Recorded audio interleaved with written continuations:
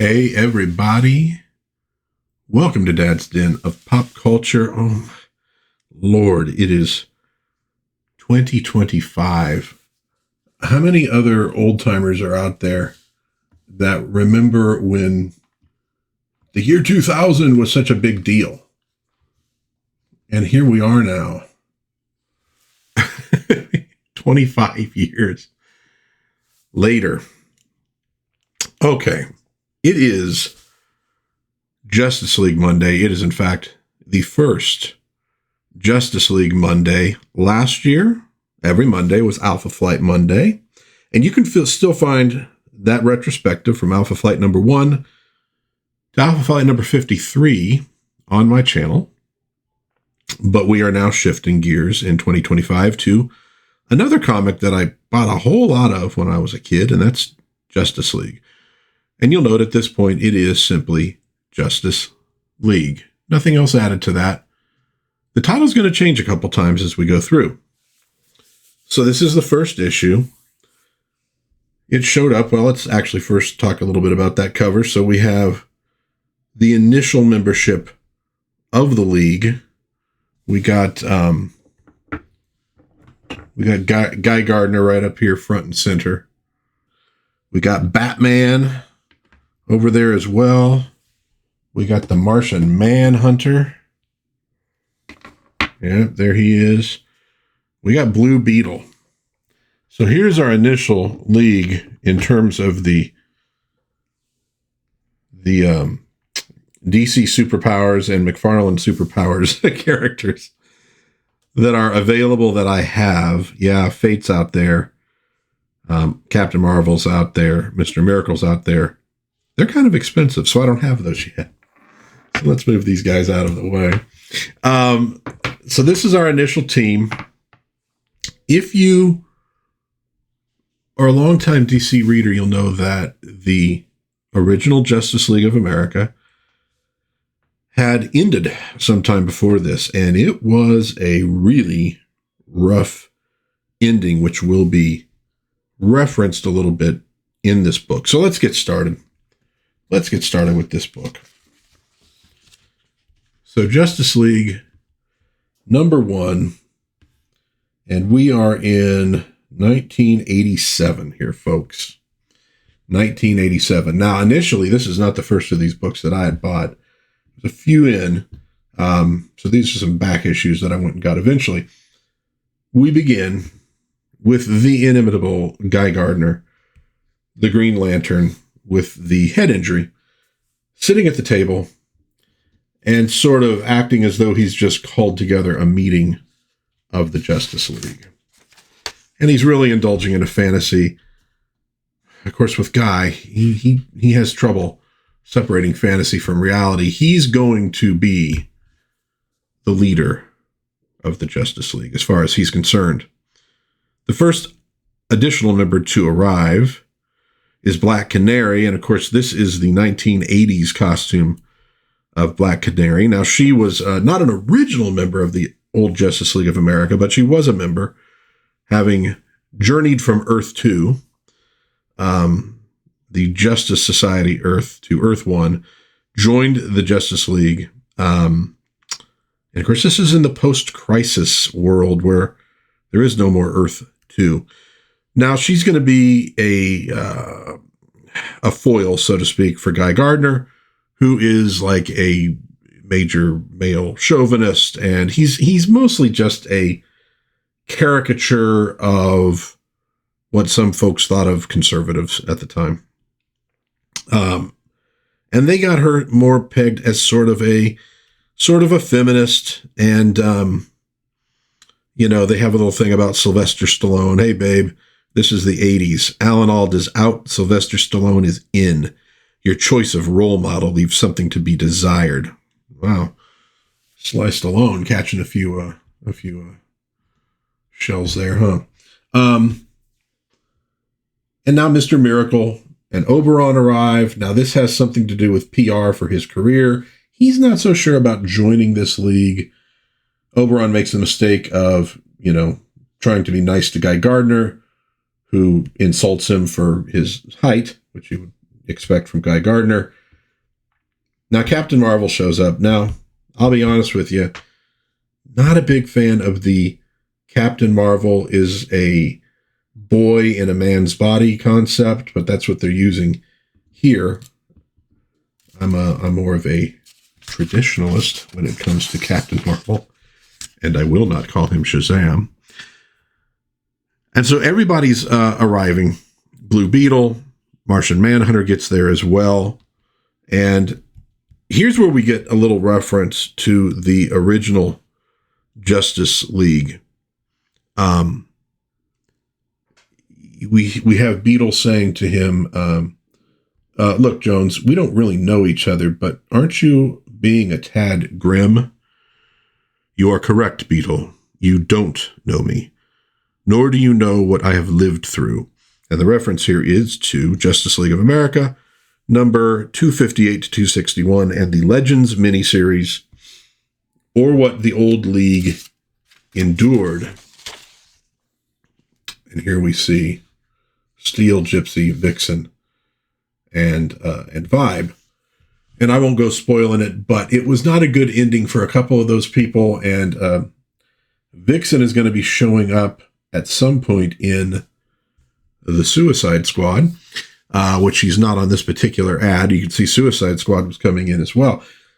So 87, we are now out of the Bronze Age of comics for sure, and we're in what is sometimes called the Copper Age, sometimes called the Modern Age. And there was definitely a different vibe to comics in this period. What's interesting about Justice League, there is a certain amount of what you might call deconstructionism in it, in the way people talk to one another, react to one another, the way they react to the kind of absurd life that superheroes have. Justice League, though, does it with humor, whereas a book like Alpha Flight, which was kind of ahead of that curve, does it more with tragedy. Something to keep in mind while you're going through here, that this is just as much a departure from traditional superhero books as a lot of the darker stuff that you're going to get, just in a different way. We now flip to Washington, D.C. and Innovative Concepts, and Maxwell Lord IV, who is watching all this TV coverage of the new incarnation of the Justice League. He's very interested. He's scribbling on this pad, JLA, Justice League of America, and here he scratches out America. Justice League. He's got some plans for this league. Now, should he have plans for this league? Well, we're going to find out about that. That's going to be one of the early storylines, and it's going to go through a lot of issues. In fact, I believe it'll go through one way or another the entire year of coverage here. We have Guy and Black Canary batting heads again. And look, as much of a caricature as Guy Gardner is, if somebody in real life was doing this kind of stuff, he's going to raise hackles of just about everybody around him. And so it's getting bad. Oberon's like, hey, cut that out. Don't do that, to this lady, blah, blah, blah. He knocks him out with a giant broom. She kicks his hand, and he says something really obnoxious here. Martian Manhunter breaks it up. Now, Martian Manhunter is going to eventually be the leader of this group. He's not at this point. And so now he attacks the Martian Manhunter. So we have a full-on scrap going here. Mr. Miracle is like, oh, God, I don't think I should be here. Captain Marvel, well, come on, guys. Can't we just all be friends? We're a team here. I like this. Oberon takes Guy Gardner from behind here, gets him into this headlock, gets thrown right into Mr. Miracle, who is going to show up and impose some order here. Well, who's coming towards this whole bit of nonsense? In the old Justice League headquarters, their mountain headquarters, but Dr. Fate and Batman. Of course, Batman is a little bit surprised that Fate is involved here. He says, well, I believe there's a need for me. But he's like, yeah, you typically kind of work alone. Well, so do you. Okay, fair enough. they walk in and they see this scrap happening. Let's go ahead and see if we can focus in a little tighter on that. Get a good look at it. We're getting a real good look. You know what I didn't do at the very beginning of this? Because I just jumped right in. We didn't talk about the credits down here, did we? Keith Giffen, the great Keith Giffen, plot and breakdowns, Giffen and DeMatteis, script, Kevin McGuire, penciler, Terry Austin, inker, Bob Lappin, letterer, Gene D'Angelo, colorist, Andrew Helfer, editor. So McGuire's style is going to, you can tell he gets a little more comfortable with this as he goes, but it's there right from the get-go. And you could especially see it in the facial expressions that he gets out of these characters. When I was looking over the book, it made me think of Chuck Jones cartoons in the 1950s when he got really good, he and his animators, of course, of putting facial expressions on the cartoon characters that gave them this whole other dimension of being funny, because, of course, those were cartoons. Well, this is funny as well. This kind of work gives a lot of ammunition to the folks writing this book of what they can do with it. But you get some good action scenes as well. So they show up and Fate says, I can easily put an end to, no, allow me. And he just strides right through, and you notice everybody parting. And he gets right in Guy Gardner's face. Sit down. Now, shall we begin? Totally backs off. He is the only person at this point who can apparently control Guy Gardner at all. So they get in and they start going through the business of reading the charter and talking about monitor duty. We have to do monitor duty. Well, but okay, but it's not really that yet, but we have to. So Batman's very much in charge here. Now, we're going to make another departure to the United Nations building in New York City, where Dr. Light, in her civilian identity, has been given this Justice League signal device. She assumes by the Justice League. And she's like, no, I'm not going to do this. I don't want to get into this. I don't want to do this thing. You could see she's like in the bathroom, trying to clear her head or what have you. She's supposed to be, I believe, making a speech before maybe not the entire General Assembly, but maybe, so she's, probably a little nervous. Well, she walks out of the bathroom and spies these terrorists, one of whom is a major creep. And so she immediately gets seized by these terrorists. Now, what are they up to? And is shown into the General Assembly, which is also sort of being held hostage. And she manages to click her little signal device without them seeing her. So that signal device, and here we got the new Flash, Wally West, Mike Baron, Jackson Geis, Larry Malstedt. I remember that was some of the first Flash comics I read were actually with Wally West.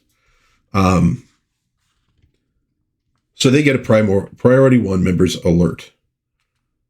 And they're kind of like, from who? Everybody's here, right? From Dr. Light. Dr. Light, trace it. It's coming from the United Nations. Okay, so there's something going on. Well, here's Guy Gardner. I'm ready to go kick some ass. Freeze, Gardner. We do this my way. And I don't know if Batman had even technically been elected or named leader, but he's like, I'm in charge. And that's the end of that. Dr. Fate, Captain Marvel, fly on ahead, but stay out of sight. Act only if it's absolutely necessary, because he's worried about this league. He knows he's got a lot of loose cannons here. He knows there's some potential for disaster, especially since they are brand new. So let's be careful going into this thing. And he's not going to let Guy Gardner go in first, because that would be a huge mistake. So there's a crazy guy addressing the United Nations. He has a bomb strapped to his chest. They're talking about who this guy is as the bug flies in. And I like this little bit between Batman and Mr. Miracle, because there's a little bit of a little conflict there as well. Miracle's kind of like, I don't really know if I like this guy's style. Batman really doesn't care. Scott, you're familiar with exotic armaments. What do you think? Being raised on Apocalypse doesn't automatically make me an expert on death dealing. I don't know all there is to, will it detonate? Yes, I think it will. So we got some personalities here, and Batman is cutting right through them because there's a job to do. So he, even more than Black Canary and Martian Manhunter, is this link to the old league of getting things done, although this is a much sterner and angrier Batman than you would have seen back in the 1960s in the Justice League. He was more fun-loving guy back then. But he's kind of that link to the old league. And he also saw how it all fell out and, went out of control. So he's really worried about that. So he has Guy Gardner encase the building in an energy shield so nobody can get out. And he's not happy about that. I should be in there, dealing with this. We got our guy making his speech, and there's pain on this planet, suffering, and, you'll all learn, blah, blah, blah, blah, blah. Dr. Light says he's insane, and yet much of what he's saying is true. There are so many on this planet, in this country, who have been forgotten, who suffer in silence. But this lunacy isn't the answer. I don't know what is, but it can't be this. I've got to stop them, but I can't act alone. Too many people will be hurt or could be hurt, killed. All I can do is bide my time. Damn it. And I think she was being set up to be a much more major character in the series than she's ultimately going to become, because we're going to get some membership changes fairly early. And some of it, I think, had to do with what was going on in other books, because I think there was sort of what characters can we use in this? Well, they didn't need Guy Gardner for the Green Lantern Corps. Blue Beetle's book had been canceled. I think getting Batman was tricky, but they managed to get him, but they weren't going to have him for long. Martian Manhunter had no other major things going on, so they could get a hold of that character. I think, for example, Black Canary is going to leave at some point, and I think that had something to do with the success of the Green Arrow series that was going on, like post-Longbow Hunters.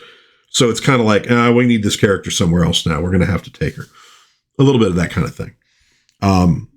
So Dr. Light, I don't know that they were using her for anything else, but she did kind of disappear.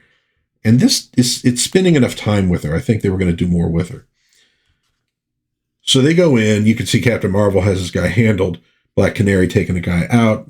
Dude, if you've never read the 40s Black Canary comics, Carmine Infantino art, Robert Kannigher doing the writing, they are awesome.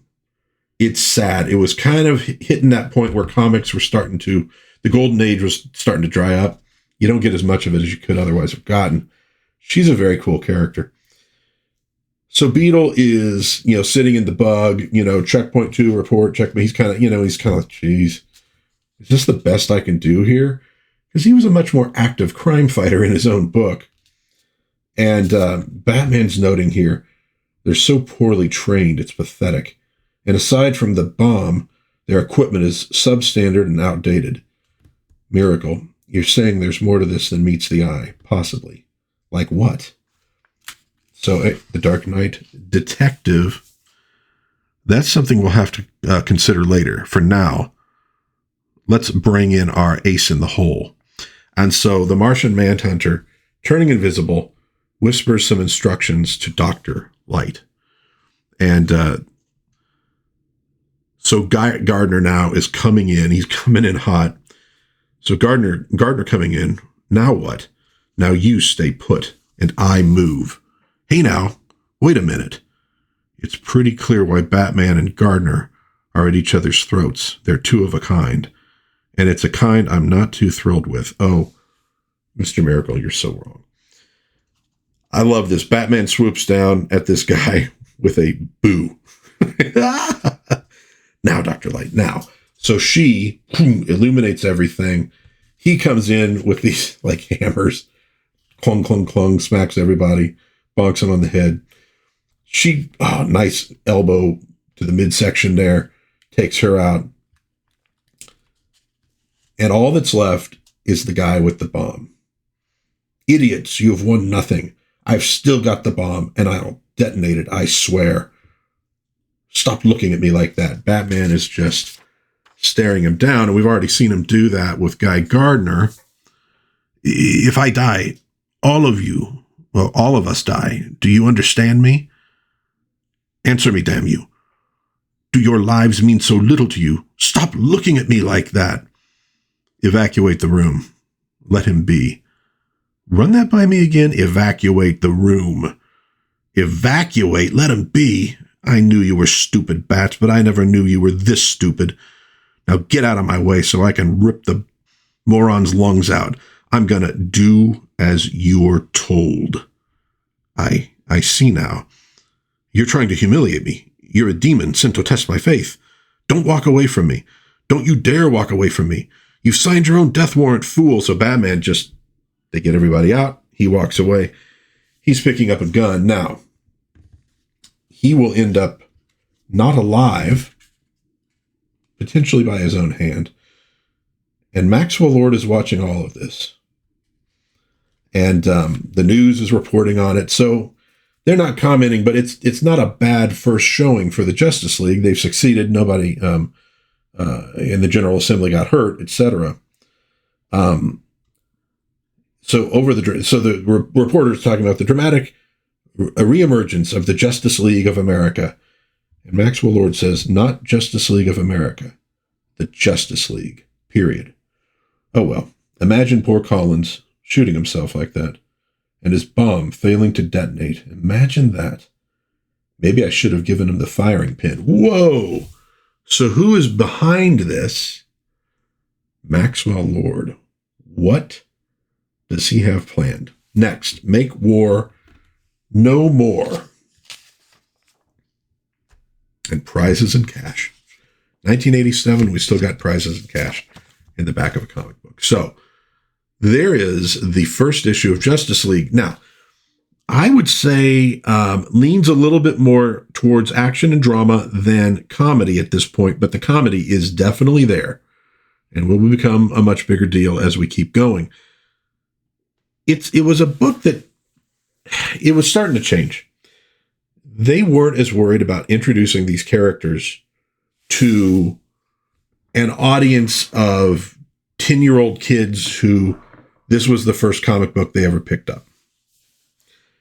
They were already at this point aiming for a somewhat more mature audience that probably knew who most of these characters are. What they're introducing is really the conflicts between the characters and how they're going to function as a team. And I think they do a good job with that one.